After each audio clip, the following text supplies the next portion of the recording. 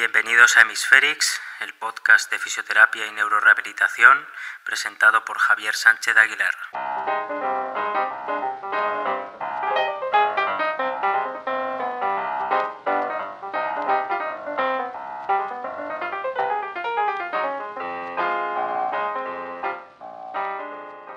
Aunque la mayor parte de los pacientes caminan tras un ictus, la funcionalidad de esa marcha puede seguir siendo limitada. De hecho, el 40% de los pacientes con ictus llegan a mejorar la marcha hasta la deambulación domiciliaria, que implica, por ejemplo, caminar a menos de 0,4 metros por segundo, es decir, menos de 1,5 kilómetros por hora. Esta asociación entre independencia y velocidad es muy real en la práctica clínica y así la deambulación comunitaria está fuertemente asociada a la recuperación de la velocidad de la marcha. Catherine Lang y colaboradores en 2009 mostraron las repeticiones de entrenamiento de marcha que se hacían en unidades de ictus de 7 hospitales. El número medio de repeticiones del paso diarias fue de 250 aproximadamente. Esto nos hace pensar que la rehabilitación convencional no logra la cantidad de pasos suficiente para mejorar la marcha. Por eso, el paso lógico ante esta insatisfacción clínica e investigadora ha sido desarrollar programas de entrenamiento de la marcha en cinta rodante con sistemas de soporte de peso corporal, con la idea de aumentar ese número de pasos que se hacen en las sesiones. Pero, ¿es eso suficiente? De ahí la pregunta del título de este episodio. Ya hemos entendido que para recuperar la marcha y hacerlo además a unos niveles de funcionalidad elevados hace falta practicar y además mucho más de lo que viene siendo habitual en ciertos contextos clínicos. Pero ¿realmente es solo cuestión de práctica, de hacer más pasos? Para responder a esta pregunta me voy a valer de dos documentos, de dos artículos recientes que reúnen y sintetizan una ingente cantidad de información relevante. El primero de ellos es una guía de práctica clínica sobre entrenamiento locomotor publicada a finales del 2019, principios del 20, en el Journal of Neurologic Physical Therapy, formando parte de la APTA, que es la Asociación Americana de Fisioterapia. Como jefe administrativo y autor de la guía tenemos a George Hornby, que muy probablemente sea uno de los investigadores más importantes en el campo del entrenamiento intensivo de la marcha. El segundo artículo en forma de comunicación especial es aún más reciente, de principios del 2021, y está encabezado por la doctora en fisioterapia Megan Fahey y en el que también participa George Hornby. El artículo se titula El valor del entrenamiento locomotor de alta intensidad aplicado a pacientes con lesión neurológica de inicio agudo. Son dos artículos que me parece que resumen muy bien el estado del arte respecto del entrenamiento intensivo de la marcha y hacia dónde parece que nos dirigimos. Con este episodio vamos a intentar responder a la pregunta del título y también, aprovechando la guía de práctica clínica que os he comentado, resumir las recomendaciones de práctica clínica que se dan en ella. Vamos entonces con qué nos cuenta Megan Fahey sobre el entrenamiento locomotor de alta intensidad y ver si podemos responder a la pregunta del episodio. El objetivo de la revisión fue exponer parte de la evidencia respecto de los efectos de la intensidad del ejercicio durante el entrenamiento locomotor en pacientes con ictus y lesión medular incompleta. Para ello, como hemos hecho nosotros al comienzo del episodio, comienza hablando de cómo hemos llegado a interiorizar la idea de que la práctica específica de la tarea, de caminar, es relevante para el paciente. Diversos estudios en animales han mostrado cómo el entrenamiento intensivo del paso puede facilitar cambios plásticos en las redes neuronales que pueden mejorar la capacidad de dar pasos. Como se puede entender, el paso lógico después de ese hallazgo es trasladarlo a seres humanos, con ictus y lesión medular principalmente. Y el máximo exponente de esta nueva forma de entender el entrenamiento es el entrenamiento de marcha con sistema de soporte de peso corporal o facilitando manualmente al paciente para que realice el mayor número de pasos posible. Y realmente este tipo de intervención obtiene mayores mejoras que el entrenamiento que se fundamenta en tareas que no incluyen ese entrenamiento repetitivo del paso. Por eso, el cambio de paradigma de la terapia convencional neurofacilitadora a la práctica intensiva del paso es una realidad. Estos datos iniciales impulsaron muchos ensayos clínicos que sugerían que esas mejoras en las variables de la marcha podrían estar relacionadas con la cantidad de la práctica de marcha. Este hallazgo ha sido el fundamento de muchas estrategias de tratamiento, incluyendo la terapia robótica. Ahora bien, ¿es suficiente esa práctica? Parece que no. Los resultados de estudios específicos de este campo sugieren que la práctica del paso por sí sola es insuficiente para maximizar los resultados de marcha. Por ejemplo, hay un estudio que es el LEAPS Trial, acrónimo de Locomotor Experience Applied Post-Stroke, realizado por Pamela Duncan y colaboradores en 2011. Este estudio comparó los resultados obtenidos después de un entrenamiento en cinta rodante con asistencia considerable del terapeuta para facilitar un patrón de marcha normal, con intervenciones sin marcha como ejercicios de equilibrio. A pesar de la gran diferencia en la cantidad de pasos entre los grupos, no hubo diferencias en la velocidad de marcha. En estudios separados, la evaluación de la eficacia de la terapia robótica indicó ganancias más pequeñas en la marcha cuando se comparaba con intervenciones que eran específicas de la tarea, como el stepping o el dar pasos, realizadas en suelo o en cinta con mínima asistencia del terapeuta. A pesar de las similares cantidades de práctica de marcha en estos estudios, las mayores mejoras con el entrenamiento no robótico sugieren que hay parámetros más allá de la cantidad de pasos que se dan. Una hipótesis que parecía explicar estos resultados era que la magnitud del esfuerzo cardiovascular durante esa práctica de pasos podría haber influido en los resultados. Más específicamente, el entrenamiento en cinta asistido por el terapeuta que se realizaba en el LEAPS Trial y la terapia robótica podrían haber conllevado a ganancias limitadas debido al reducido esfuerzo cardiovascular. En el LEAPS Trial, la frecuencia cardíaca media alcanzada era de aproximadamente 90 pulsaciones por minuto, similar a la terapia convencional. Este esfuerzo cardiovascular reducido parece estar relacionado con la asistencia que se da al paciente en pos de facilitar la cinemática normal de la marcha. De manera similar, con el entrenamiento robótico, la frecuencia cardíaca y el consumo máximo de oxígeno son menores que durante el entrenamiento de marcha sin asistencia o con solo la asistencia justa y necesaria. Ante esta hipótesis sobre el esfuerzo cardiovascular que vehiculizaría las ganancias de marcha, aterrizamos en el concepto de intensidad. En este podcast ya hemos hablado de él y de cómo se suele hacer una equiparación entre duración e intensidad, cuando desde la fisiología del ejercicio sabemos que la intensidad se define como la tasa de trabajo que puede manipularse según ciertos parámetros. Dentro de estos parámetros tenemos uno fundamental que es la frecuencia cardíaca. Para evaluar la intensidad, los terapeutas suelen utilizar un porcentaje de la frecuencia cardíaca máxima, normalmente estimada a través de la predicción por edad, lo cual conlleva cierta inexactitud, o también se suele utilizar el porcentaje de frecuencia cardíaca de reserva, que se calcula restando la frecuencia cardíaca máxima y la frecuencia cardíaca de reposo. También se puede utilizar como referencia la frecuencia cardíaca máxima extraída de una prueba de esfuerzo, lo cual sabemos que en general es complicado en neurorehabilitación por la incapacidad del paciente de generar suficiente potencia neuromuscular. Tener en cuenta la frecuencia cardíaca no es trivial. De hecho, hoy en día muchas recomendaciones de ejercicio se basan en la frecuencia cardíaca. La intensidad moderada está asociada, por ejemplo, a actividades como caminar o pedalear, aunque a ritmos en los que se pueda mantener una conversación, es decir, 40-60% de la frecuencia cardíaca de reserva o 55-76% de la frecuencia cardíaca máxima. En los últimos 20 años, los investigadores en rehabilitación se han centrado en intentar alcanzar mayores niveles de intensidad, incluyendo aquellos definidos como vigorosos, duros y altos o muy duros. El ejercicio vigoroso típicamente implica alcanzar unos porcentajes de entre 60 al 85% de la frecuencia cardíaca de reserva o un 70 a 95% de la frecuencia cardíaca máxima.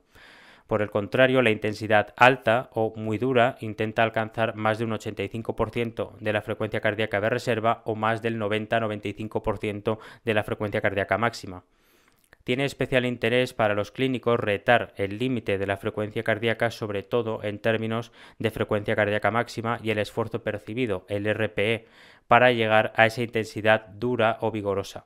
Según esta revisión que estamos viendo, se considera entrenamiento de alta intensidad a estos dos niveles de intensidad, es decir, entre un 60 y un 85% de la frecuencia cardíaca de reserva o del 70 al 95% de la frecuencia cardíaca máxima. ¿Qué impacto ha tenido la investigación sobre la intensidad cardiovascular en neurorehabilitación? Podemos decir que el interés investigador nació hace 15 o 20 años. Mako y colaboradores en 1997, respecto de la marcha, fueron los primeros en evaluar el efecto de la intensidad en pacientes con ictus usando un programa de rehabilitación cardíaca modificado para aplicarlo a pacientes con problemas de marcha. Después de una prueba de esfuerzo, los pacientes crónicos realizaban un programa de entrenamiento en cinta rodante a la velocidad necesaria para alcanzar el 60-80% de la frecuencia cardíaca de reserva, es decir, intensidad vigorosa. El grupo de comparación en el estudio incluía actividades, bien por separado o combinadas, de estiramientos, masaje, ejercicios de equilibrio o marcha a un 30-40% de la frecuencia cardíaca de reserva. Se obtuvieron mejoras en el grupo experimental en la distancia caminada y el VO2 máximo. Este hallazgo se ha replicado en estudios posteriores, pero hay ciertas dudas respecto de la interpretación de estos resultados. Una de ellas es que en estos estudios se ha comparado un paradigma de entrenamiento aeróbico con intervenciones con poca práctica de marcha, poca práctica de pasos. Por tanto, es loable la duda respecto de si simplemente la práctica de marcha es suficiente para mejorar la marcha o si también hay que poner el foco en alcanzar mayores intensidades, en este caso hablamos de frecuencia cardíaca o de VO2 máximo. Por eso, han surgido diversos estudios que han intentado ver las diferencias entre el entrenamiento del paso de alta y baja intensidad. Uno de ellos es el estudio de eBay y colaboradores del 2015, en los que se estudiaron en pacientes con ictus un entrenamiento en cinta rodante a velocidades que permitieran alcanzar intensidades del orden del 80-85% de la frecuencia cardíaca de reserva, y eso se comparó con un grupo control que realizaba entrenamiento a menores velocidades e intensidades, menos del 50%, pero durante más tiempo, para así garantizar una carga de trabajo equivalente a la del grupo experimental. Los resultados fueron que el grupo experimental consiguió mayores ganancias en el VO2 máximo, pero no respecto a las variables de marcha. Otro estudio es el de Holleran y colaboradores del 2015. Se realizó en pacientes con ictus y se comparó un entrenamiento en cinta rodante a alta intensidad, 70-80% de la frecuencia cardíaca de reserva, con un entrenamiento en superficie a baja moderada intensidad, un 30-40%. Como ambos grupos tenían que realizar el entrenamiento con la misma velocidad baja, para el grupo experimental se aumentó la intensidad alterando o añadiendo cargas al tronco y las piernas, por ejemplo con chalecos lastrados, pesas y elásticos para el tronco. Así, los autores equipararon el número de pasos realizado, pero con las diferencias de intensidad. Los resultados fueron que se obtuvieron mayores ganancias en el test de 6 minutos marcha y el pico de velocidad de la cinta a favor del grupo experimental.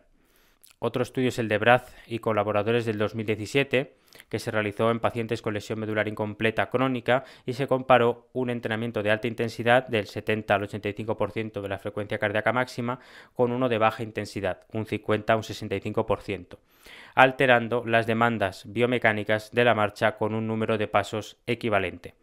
En consonancia con los resultados anteriores, se obtuvieron mayores ganancias en el test de 6 minutos marcha para el grupo experimental, con correlaciones significativas entre las diferencias en las ganancias en la función locomotora, la función de marcha, y las diferencias en la intensidad entre los grupos. Y por último mencionamos dos estudios sobre entrenamiento interválico de alta intensidad, que son los de Munari y colaboradores del 2016 y el de Boyne del 2016 también. Estos estudios son, como digo, muy representativos del HIIT, utilizando pequeños intervalos de entrenamiento a alta intensidad, y ambos estudios obtuvieron mayores mejoras en la velocidad de marcha y distancia caminada. Continuamos poniendo pegas, y es que a pesar de estos resultados que estamos viendo sobre las diferencias que hay entre alta y baja intensidad, el efecto del entrenamiento intensivo sobre la velocidad cómoda evaluada en suelo o sobre variables de la movilidad en la comunidad, como el número de pasos diario, es inconsistente tanto en el ictus como en la lesión medular incompleta. Esto puede tener que ver con el ambiente del entrenamiento en el que se llevan a cabo los estudios. La mayoría de los estudios utilizan la cinta rodante como ambiente para alcanzar la intensidad deseada, alegando con cierta razón que eso permite un entorno más seguro, al utilizar generalmente arneses. Sin embargo, es evidente que ese ambiente es diferente al que el paciente se enfrenta en su día a día, que es la superficie, el suelo y lo que éste conlleva: estímulos visuales, vestibulares, obstáculos, barreras, superficies. Dichas condiciones son difíciles de emular o de simular en una cinta convencional de marcha. Ante esa realidad, estudios recientes sugieren que el entrenamiento intensivo puede ser llevado a cabo en el suelo en contextos que se acercan más a las condiciones reales de la movilidad en la comunidad, y que ese aspecto podría permitir mayores mejoras en la marcha. Los mayores beneficios del entrenamiento de alta intensidad podrían darse con la práctica de tareas más específicas a las demandas de la movilidad comunitaria. En ese sentido, dos investigaciones en los últimos 5 años han intentado implementar un entrenamiento de alta intensidad como estándar de tratamiento durante la rehabilitación hospitalaria del ictus. En un estudio del 2015 dirigido por Hornby en una clínica de rehabilitación de Estados Unidos, los terapeutas maximizaron la práctica de pasos en sus pacientes a una frecuencia cardíaca máxima mayor al 70%, con un RPE mayor o igual a 14 y con el objetivo de alcanzar el 85% de la frecuencia cardíaca máxima o un RPE de 17 o 18 durante el mayor tiempo posible durante la sesión. Ese entrenamiento se llevaba a cabo en el contexto de sesiones de 45 a 60 minutos.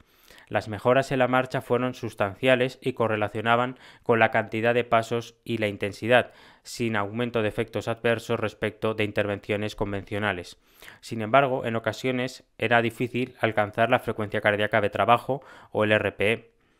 El otro estudio es el que se llevó a cabo en Oslo por Moore y colaboradores en 2020, en el que se realizaban sesiones de 1 hora con actividades de alta intensidad intentando llegar a un 70-85% de la frecuencia cardíaca máxima.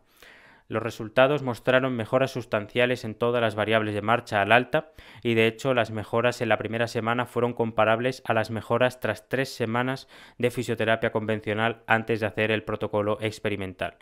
En este estudio los pacientes no estaban tan afectados como en el estudio de Estados Unidos, aunque la frecuencia cardíaca y el RPE alcanzados durante el entrenamiento fueron similares o un poco superiores a los de Estados Unidos. ¿Cuáles son los mecanismos subyacentes a las ganancias del entrenamiento de alta intensidad? Es una gran pregunta. El mecanismo primordial tradicional que contribuye a la marcha es la mejora en la función cardiopulmonar, el VO2 pico, el VO2 máximo. Metaanálisis previos han sugerido que las mejoras son del orden del 10 al 30% en pacientes con ictus crónico o subagudo tras un entrenamiento intensivo. Estas mejoras están relacionadas con el aumento de la velocidad de la cinta rodante, indicando que una mejor capacidad aeróbica está detrás de estos cambios.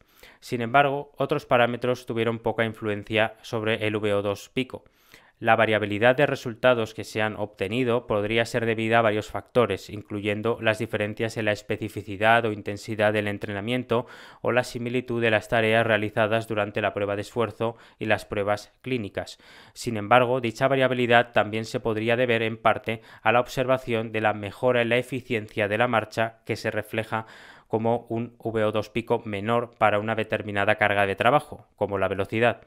De tal manera, las mejoras en la marcha están correlacionadas con las ganancias en el consumo máximo de oxígeno, el VO2. Los mecanismos subyacentes a los cambios en la capacidad aeróbica pico y la eficiencia en la marcha son múltiples.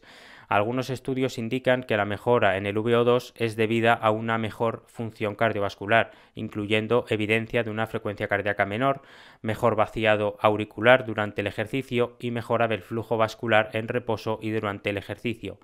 Otros cambios, como los que tienen que ver con la distribución del flujo sanguíneo, el gasto cardíaco o el volumen sistólico, podrían ser inferidos por las ganancias en el VO2 pico, pero no se ha trazado en poblaciones específicas. En consonancia con datos extraídos de personas sanas, el entrenamiento de alta intensidad está asociado a cambios en la función neuromuscular.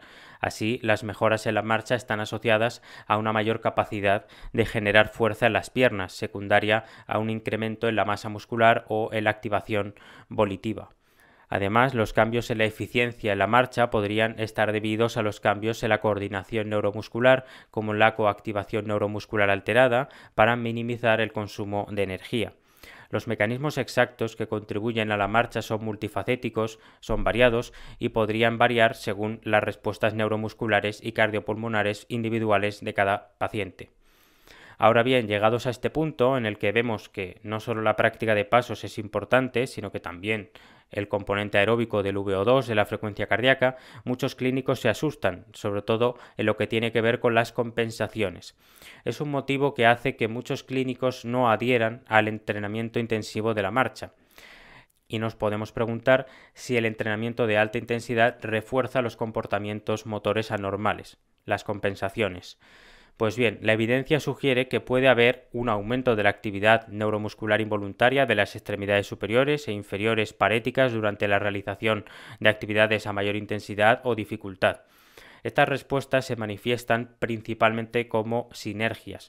Las teorías clásicas sobre rehabilitación neurológica, como el concepto Bobat, sugieren que permitir la práctica de estrategias de movimiento anormales puede conducir a patrones de movimiento aberrantes, persistentes, que son más difíciles de erradicar, de rectificar en las etapas crónicas.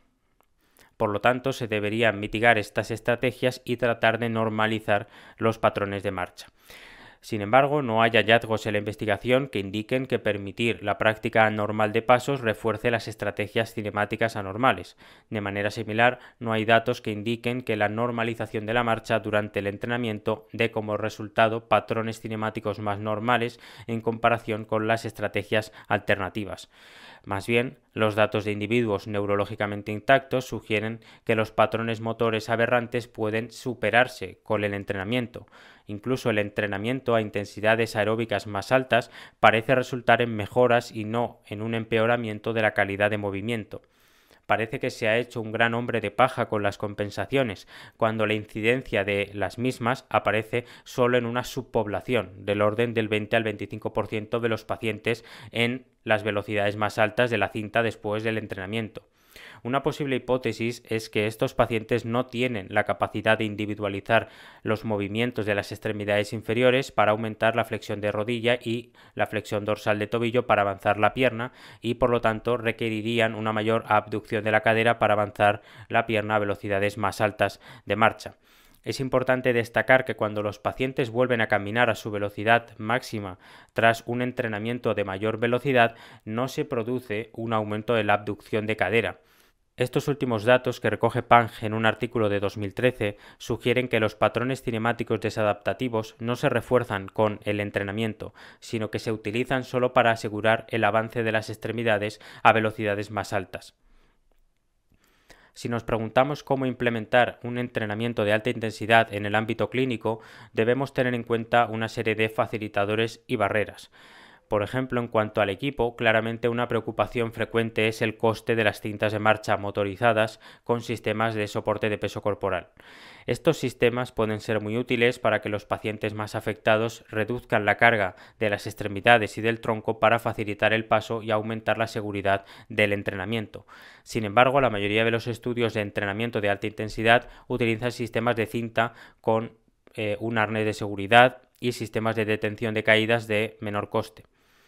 Para entornos clínicos que tratan a pacientes muy afectados, algunos de los dispositivos de soporte de peso corporal motorizados que limitan el movimiento vertical del centro de masas pueden ser suficientes. Para el entrenamiento en suelo, diversos estudios han mostrado que el entrenamiento de alta intensidad realizado en diferentes condiciones, incluida la subida de escaleras, es factible y puede facilitar ganancias sustanciales en la marcha, así como en la capacidad aeróbica y la eficiencia durante la marcha. Si se requieren sistemas de arnés durante el entrenamiento sobre el suelo, los sistemas que se usan típicamente para las transferencias pueden modificarse para permitir la ejecución segura de la práctica de pasos. Otra preocupación que puede ejercer de barrera es la falta de asistencia física disponible por parte de terapeutas o asistentes. Esta barrera específica puede surgir de la creencia tradicional de intentar normalizar los patrones de marcha. Sin embargo, la mayoría de los estudios de entrenamiento aeróbico informan de que se ha proporcionado una asistencia mínima, si es que se ha proporcionado alguna. En pacientes con debilidad importante de las extremidades inferiores o del tronco, los estudios previos han utilizado la asistencia solo si era necesario para garantizar un paso continuo y maximizar la actividad voluntaria para lograr intensidades más altas. Si se proporciona ayuda adicional para normalizar la cinemática, los pacientes pueden reducir la actividad voluntaria, como le indica la reducción del esfuerzo cardiovascular durante el entrenamiento, que no ha resultado en mayores mejoras que los paradigmas en los que no se hace práctica masiva de pasos.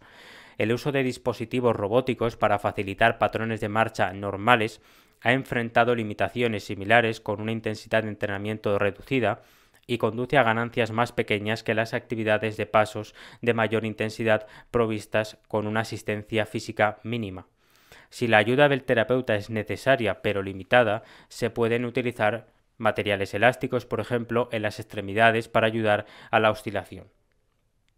Otras preocupaciones giran en torno a las medidas apropiadas de la intensidad del entrenamiento, ya que los pacientes a menudo presentan respuestas autonómicas al ejercicio, un mayor riesgo de enfermedad cardiovascular o el uso de medicamentos que alteran la frecuencia cardíaca y las respuestas de la tensión arterial. La principal preocupación puede ser la falta de pruebas de esfuerzo y electrocardiograma antes del inicio del entrenamiento.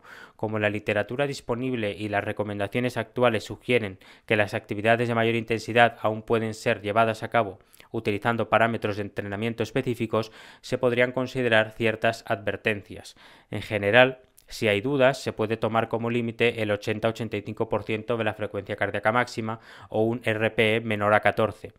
Aunque es cierto que el RPE tiene limitaciones, ya que en ocasiones se confunde su uso respecto del concepto de intensidad o de dificultad.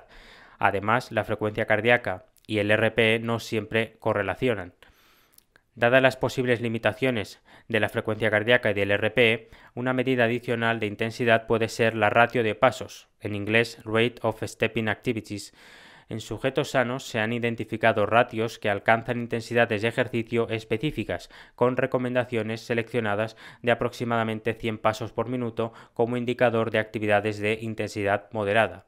En pacientes neurológicos incluso se han relacionado las medidas de METS y la velocidad de marcha con la ratio de pasos por minuto. Por ejemplo, para los pacientes que caminan a velocidades superiores a 0,8 metros por segundo, los ratios por debajo de aproximadamente 80 pasos por minuto se consideran de baja intensidad, mientras que de 80 a 100 pasos por minuto son de intensidad moderada y más de 100 pasos se considera de alta intensidad. Con estos datos, en los pacientes neurológicos, los monitores de actividad disponibles pueden cuantificar las intensidades relativas durante el entrenamiento cuando no se dispone de otras medidas de frecuencia cardíaca. Usando estos rangos para la prescripción de un programa de marcha, se podrían diseñar sesiones de 30 minutos a intensidades moderadas altas, realizando aproximadamente 2.000 a 3.000 pasos. Podemos concluir el resumen del artículo de Fahey diciendo que el entrenamiento de marcha a una intensidad moderada alta, utilizando como fundamento la fisiología del ejercicio, da como resultado mejoras significativas en la marcha en pacientes neurológicos. Supera al entrenamiento convencional y al de baja intensidad, teniendo en cuenta no solo la práctica de pasos, sino también el trabajo cardiovascular y de variabilidad del paso. Es por eso por lo que el entrenamiento en superficie es indispensable y el entrenamiento en cinta rodante no lo puede sustituir. Nos adentramos ahora en una breve exposición de la guía de práctica clínica de Hornby del 2020 sobre las intervenciones que permiten mejorar la marcha en pacientes con ictus, lesión medular incompleta y traumatismo cráneoencefálico crónicos. Aunque dicen que incluyen pacientes con lesión medular incompleta y traumatismo cráneoencefálico, el grueso de las recomendaciones se aplica fundamentalmente al ictus porque copa gran parte de la investigación, no pudiendo dar recomendaciones concisas para las otras patologías. El objetivo de esta guía de práctica clínica fue dar recomendaciones concisas sobre la eficacia de intervenciones de ejercicio para mejorar la velocidad de marcha y la distancia caminada. Sobre todo les interesa enmarcar las recomendaciones en cuanto a parámetros de entrenamiento para así entender por qué funcionan ciertas intervenciones. Reconocen que existen numerosas revisiones que intentan orientar hacia cuáles pueden ser esas intervenciones que priman por sobre otras en cuanto a efectividad, pero explican que hay varios problemas con ellas. Por ejemplo, el hecho de que en los metaanálisis se incluyan estudios donde se comparen intervenciones que no son similares en las cantidades o tipos de terapia. Es decir, que en muchos estudios no se detallan los parámetros específicos de tipo, cantidad o intensidad de ejercicio, típicamente expresados bajo el acrónimo FIT, frecuencia, intensidad, tiempo y tipo. Entonces, para esta guía se basaron en estudios controlados aleatorizados con objetivo primario o secundario de la velocidad de marcha y distancia caminada, típicamente evaluados mediante el test de 10 metros marcha y el test de 6 minutos marcha. Y la población diana eran pacientes crónicos de ictus, lesión medular incompleta y traumatismo cráneoencefálico que ya hubieran sido dados de alta del hospital. En cuanto a las intervenciones, se trata de intervenciones de ejercicio basadas en una encuesta realizada a fisioterapeutas y asistentes de fisioterapeutas en Estados Unidos y en una posterior revisión de literatura de artículos entre 1995 y 2016. No se incluyó la electroestimulación funcional, el FES, al estar metida dentro de la ortésica y protésica que tendrá su propia guía de práctica clínica, y tampoco se incluyó la terapia acuática debido a su poco uso reportado en la encuesta estadounidense. La guía de práctica clínica tiene unas 50 páginas, por lo que voy a limitarme a exponer las llamadas Action Statements o declaraciones de acción. Vamos con ellas. La primera de ellas trata sobre el entrenamiento de marcha de moderada a alta intensidad. En esta ocasión dan una recomendación fuerte del uso de intervenciones de entrenamiento de marcha de moderada a alta intensidad para mejorar la velocidad de marcha y distancia caminada en sujetos con ictus crónico. Cuando hablan de ejercicio de moderada a alta intensidad, se refieren al 60 a 80% de la frecuencia cardíaca de reserva o hasta el 85% de la frecuencia cardíaca máxima. De entre las intervenciones que han mostrado eficacia se resalta el entrenamiento en cinta rodante o en superficie 3 veces por semana durante 30 a 50 minutos al 60-80% de la frecuencia cardíaca de reserva o 60-80% de la frecuencia cardíaca máxima durante un mínimo de 3 meses. También se recomienda el uso de HIIT por sobre el entrenamiento de baja intensidad. En este caso se podrían hacer 5 intervalos de 1 minuto al 80-85% del VO2 máximo, separados por 3 minutos de intervalos al 50-60%. En total serían sesiones de 20 minutos a los que habría que añadir sus correspondientes calentamiento y vuelta a la calma, y esto se podría hacer 3 veces por semana durante 3 meses. Parece claro que el entrenamiento de moderada a alta intensidad es superior al de baja intensidad, sobre todo cuando se aíslan los parámetros de entrenamiento. En resumen de este primer statement, la recomendación de investigación es que los efectos del entrenamiento de marcha de alta intensidad son consistentes a lo largo de los estudios, aunque las variaciones en la intensidad justifican una mayor consideración y los efectos y seguridad de alcanzar intensidades del 80% de la frecuencia cardíaca de reserva deben ser evaluados. El segundo statement trata sobre el entrenamiento de marcha con realidad virtual, y en esta ocasión dan una recomendación fuerte de que los clínicos deben utilizar o deberían utilizar intervenciones de realidad virtual acopladas con la práctica de marcha para mejorar la velocidad de marcha y la distancia caminada en sujetos con ictus crónico. Dicha realidad virtual debe proporcionar actividades que reten la marcha del paciente en un entorno controlado, lo cual puede realizarse en cinta de marcha con gafas de realidad virtual que permitan la inmersión. Este entrenamiento se podría realizar durante 20 a 30 minutos, 3 veces por semana durante 3 a 6 semanas.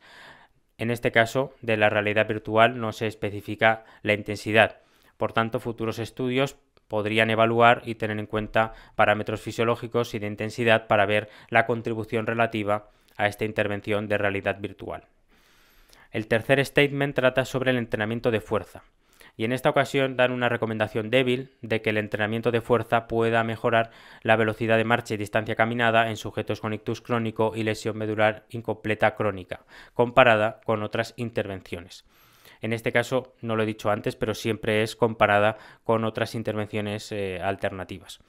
Las comparaciones específicas entre la alta intensidad, que en este caso es igual o más del 70% del 1RM, y otras intervenciones específicas de la tarea de marcha deben ser desarrolladas para evaluar su eficacia relativa sobre variables de fuerza y marcha, ya que hay inconsistencias en los estudios mostrando beneficios unos, pero no otros. Parece claro que las mejoras de la fuerza son relevantes cuando son específicas de la tarea. El cuarto statement trata sobre el entrenamiento en bicicleta. En esta ocasión dan una recomendación débil de que el uso del entrenamiento en bicicleta o del paso en posición recostada a intensidades altas en contra de intervenciones alternativas mejora la velocidad de marcha y distancia caminada en sujetos con ictus crónico. Los datos sobre la eficacia del ejercicio en bicicleta sobre la marcha sugieren un beneficio potencial si se realiza ejercicio de mayor intensidad, y estudios adicionales deberían evaluar la eficacia del ciclismo, de la bicicleta, particularmente en comparación con otras actividades más específicas de la tarea, es decir, caminar. Al permitir un trabajo aeróbico antes de que el sujeto pueda caminar, puede ser una intervención interesante, si bien llegar a las frecuencias cardíacas de trabajo puede ser realmente complicado. El quinto statement trata sobre el entrenamiento en circuito y combinado. En esta ocasión dan una recomendación débil de que el uso del entrenamiento en circuito o combinado de actividades aeróbicas, de fuerza y de equilibrio para mejorar la velocidad y distancia caminada sea mejor que otras intervenciones alternativas en el paciente con ictus crónico. La evidencia apunta a que este tipo de entrenamiento es superior a no hacer ninguno o hacer uno centrado en las extremidades superiores, pero sin embargo la evidencia es débil cuando se compara ese entrenamiento en circuito y combinado con intervenciones alternativas que tienen como objetivo el miembro inferior. Los futuros estudios deben considerar la evaluación de intervenciones de entrenamiento en circuito y combinadas que delineen o que muestren las cantidades, los tipos y las intensidades de las intervenciones en comparación con una terapia de la misma duración que podría esperarse razonablemente que mejore la marcha en pacientes crónicos. El sexto statement es sobre el entrenamiento del equilibrio. En esta ocasión dan una recomendación fuerte de que tanto el entrenamiento de equilibrio en sedestación como bipedestación con o sin estimulación vibratoria no mejora la velocidad de marcha y distancia caminada en sujetos con ictus crónico. Sin embargo, el entrenamiento de tareas estáticas o dinámicas que no sean de marcha con realidad virtual sí que podría considerarse para mejorar dichas variables. Se requieren más estudios para verificar los resultados de estudios positivos que incorporan sistemas de realidad virtual durante el entrenamiento del equilibrio, incluidos los posibles estudios de eficacia comparativa que utilizan diferentes sistemas de juegos, y más detalles sobre las cantidades, tipos e intensidades de la práctica proporcionada. Básicamente, tener en cuenta los parámetros de entrenamiento en todas estas intervenciones. El séptimo statement es sobre el entrenamiento de marcha en cinta rodante con soporte de peso corporal. Para esta ocasión dan una recomendación fuerte de que no se debería utilizar el entrenamiento de marcha en cinta rodante con soporte de peso corporal para mejorar la velocidad de marcha y distancia caminada en sujetos con ictus crónico. Se especifica que en los estudios los participantes eran capaces de caminar por superficies sin soporte de peso, por lo que no atañe esta recomendación a personas incapaces de caminar o que no pueden hacerlo sin soporte de peso corporal. El uso del soporte de peso corporal en pacientes que pueden caminar sin él puede llevar a una menor intensidad del entrenamiento y por tanto no obtener los resultados deseados. Los terapeutas pueden medir la independencia del paso con el arnés para garantizar la seguridad durante la práctica de la marcha. En todo caso, parece que este entrenamiento sería interesante si además se combina con el entrenamiento en superficie o en comparación con una no intervención. Futuros estudios deben evaluar las cantidades e intensidades de las actividades del paso durante el entrenamiento en cinta rodante con soporte de peso corporal para asegurar un compromiso voluntario, un esfuerzo voluntario del paciente. Y el octavo y último statement es sobre el entrenamiento robótico de la marcha. Y para esta ocasión dan una recomendación fuerte de que la robótica con exoesqueletos en una cinta o elíptica no debería realizarse para mejorar la velocidad y distancia caminada en sujetos con ictus crónico y lesión medular incompleta crónica comparado con intervenciones alternativas. Debe recordarse que los sujetos de los estudios a los que se hace referencia podían caminar sin robótica. La mayoría de los estudios no indicaron intensidades de entrenamiento específicas o logradas que se ha postulado para explicar algunos de los hallazgos inconsistentes y negativos. Los estudios adicionales deben evaluar la cantidad e intensidad de las actividades del paso durante las terapias robóticas experimentales para garantizar el esfuerzo y la participación voluntaria, el esfuerzo del paciente. La guía de práctica clínica se puede resumir en una tabla que está en el artículo y que voy a pasar a comentar, donde se dan unas recomendaciones muy concretas, muy específicas y que avisan los autores de que el paciente arquetípico de estas recomendaciones es el paciente con ictus crónico, lesión medular incompleta crónica y traumatismo craneoencefálico crónico, pero también se puede extender a la fase subaguda. La tabla tiene una serie de recomendaciones en una columna y estrategias de intervención en otra columna, ¿no? Pues a cada recomendación le viene unas estrategias de intervención.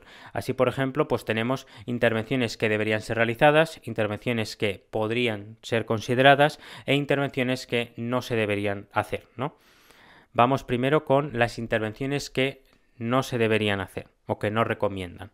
La primera de ellas no está en orden, pero bueno, la primera de ellas es la terapia robótica de marcha. La segunda es el entrenamiento en cinta rodante con soporte de peso corporal y asistencia del terapeuta. Y la tercera es el entrenamiento de equilibrio en sedestación y bipedestación sin ningún tipo de input visual aumentado, ¿no? O añadido. Dentro de las intervenciones que podrían considerarse tenemos el entrenamiento de fuerza de múltiples series y repeticiones a más del 70% del 1RM, ojo. Entrenamiento en circuito o entrenamiento combinado, entrenamiento en bicicleta, particularmente a intensidades altas, si es que se puede lograr. Y por último, realidad virtual durante el entrenamiento de equilibrio de pie, de bipedestación. Y por último tenemos las intervenciones que sí se recomiendan y que hemos escuchado antes, ¿no? Que había recomendación fuerte. Pues tenemos el entrenamiento aeróbico de moderada a alta intensidad durante la marcha, alcanzando intensidades del más del 60% de la frecuencia cardíaca de reserva o 70% de la frecuencia cardíaca máxima. Y en segundo lugar tendríamos el entrenamiento en cinta rodante acoplado con realidad virtual. Después de esas recomendaciones explícitas, en la guía de práctica clínica se hace hincapié en algo que ya hemos hablado antes, la importancia de los parámetros de entrenamiento respecto de la marcha. Un objetivo de esta guía de práctica clínica fue exponer las contribuciones potenciales de la especificidad, intensidad y cantidad de ejercicio proporcionado durante las intervenciones diseñadas para mejorar la marcha. La evidencia acumulada sugiere que los tres parámetros juegan un papel en la eficacia de las estrategias de rehabilitación, aunque ningún parámetro parece preponderar por sobre otro.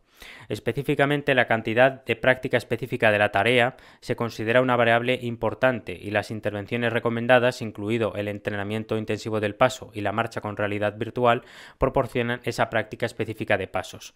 Algunos de los estudios incluidos en esta guía midieron la cantidad de pasos durante las sesiones de tratamiento, lo que indica hasta 4.000 pasos por sesión según el protocolo utilizado. Sin embargo, es importante destacar que el entrenamiento en cinta rodante con soporte de peso corporal y la marcha con robótica también proporcionaron una gran cantidad de pasos, aunque estas estrategias no se recomendaron.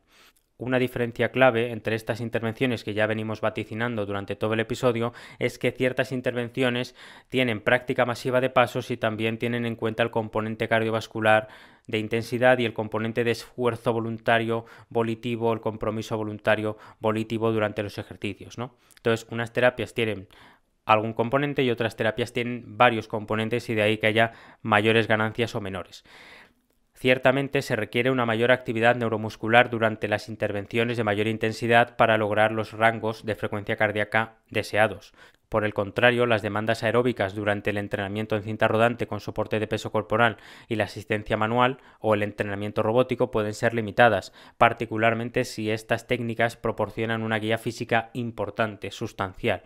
Es posible que los estudios futuros deseen monitorizar el estrés cardiovascular durante estas intervenciones, incluso si no es un objetivo explícito del estudio, ya que las contribuciones tanto de la cantidad como de la intensidad de la práctica de pasos pueden ser parámetros clave de entrenamiento que subyacen a los resultados logrados. Aunque se recomendaron paradigmas específicos de entrenamiento, otras intervenciones que no involucraron cantidades sustanciales de práctica de pasos demostraron hallazgos inconsistentes. Por ejemplo, la mayoría de los estudios que evaluaron los efectos del entrenamiento en circuito combinado, el entrenamiento en bicicleta o el entrenamiento de fuerza se proporcionaron a intensidades relativamente altas, pero no demostraron mejoras consistentes en la marcha. El entrenamiento de equilibrio con retroalimentación visual adicional también demostró beneficios inconsistentes inconsistentes.